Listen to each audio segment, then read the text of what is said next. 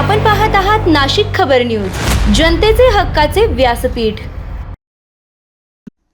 पंचवटी पोलिसांच्या गुन्हे शोध पथकाने मोठी कारवाई करत सुमारे 10 किलो गांजा बाळगून विक्रीसाठी आलेल्या महिला आरोपीला अटक केली आहे।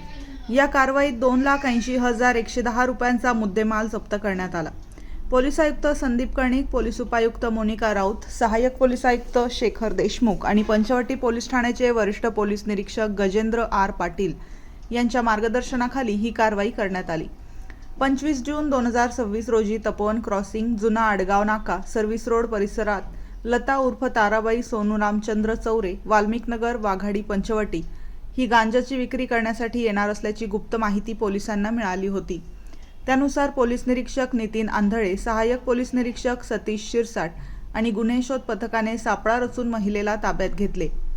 तपासात तिच्याकडून 10.215 किलो गांजा, एक Samsung A36 5G mobile, TVS Jupiter 125 दुचाकी, MH15 JT 2569 तसेच रोख रक्कम असा एकूण 2,80,110 रुपयांचा मुद्देमाल जप्त करण्यात आला।